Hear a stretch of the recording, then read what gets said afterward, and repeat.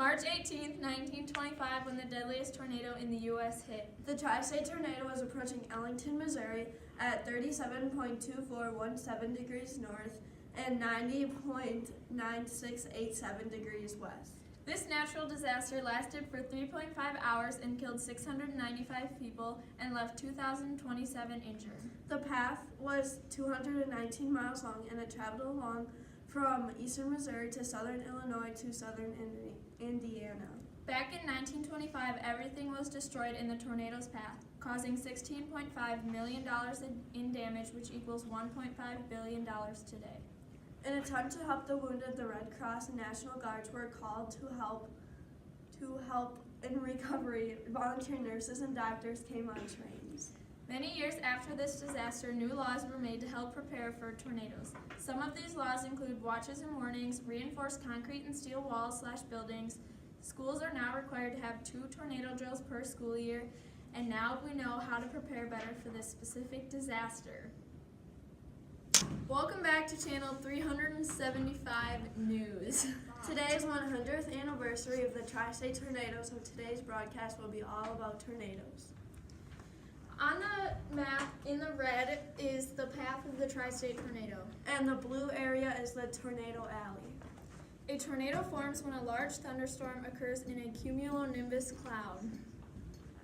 Change in speed and directions of wind in high altitudes causes swirling horizontally. Cool air rises from the ground and pushes the tunnel from horizontal to vertical. The funnel begins to suck up more air from the ground. Then the funnel grows longer and stretches toward the ground. When the funnel touches the ground, it is called a tornado, but if it never touches the ground, it is called funnels aloft. The most common place where tornadoes hit is in Tornado Alley. Tornado Alley stretches through eastern Texas, northward through Oklahoma, Kansas, Iowa, and Nebraska. Tornadoes occur there because of the flat, dry terrain, atmospheric instability, and competing air masses. The F-scale was created by Professor T. Theodore Fajita, who studied at the University of Chicago. The first category of the F-scale is F0, which ranges from 40 to 75 miles per hour winds.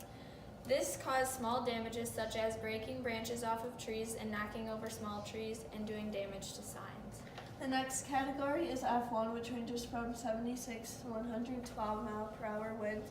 This can cause damage such as it can peel surfaces off roads, move mobile homes and cars, and it can destroy attached garages. The next category is F2, which ranges from 113 to 157 miles per hour winds. This category does damages such as tearing roof off of homes and completely destroys mobile homes and can uproot large trees.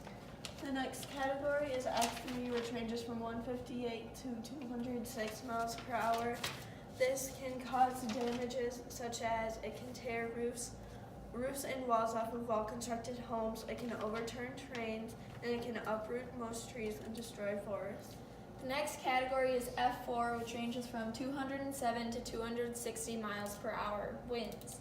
This can level off well-constructed houses and blow away structures with foundations some distance, and it can also throw cars.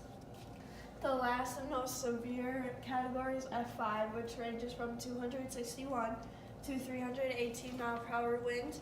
This can do bad damage such as it can lift strong framed houses off foundations, carry away huge pieces of debris, and badly damage steel reinforced concrete structures. Nowadays, we have certain technology that can help predict and alert people when a tornado is about to hit, such as computer algorithms that analyze Doppler radar data and display it so forecasters can easily detect dangerous weather. The state government sends out tornado watches and warnings on our phones, and they also have sirens. Back in the time of the tri-state tornado, there was no tornado watches or warnings because they didn't develop that type of technology yet. Instead, people relied on the newspaper, government mail, and talking to communicate current events. Sirens also alerted people, and by the time this information got to them, it was probably too late. After the tornado hit, the state government sent medical teams and trains that would carry wounded people to hospitals. Railroad crews also shared their news along their route. Some precautions we can take to avoid the impact of the tornado is creating a medical kit to keep in your house, watch the news and pay attention to watches and warnings, have a safe room in your basement without any windows, and have food and water prepared in that safe room. Hopefully.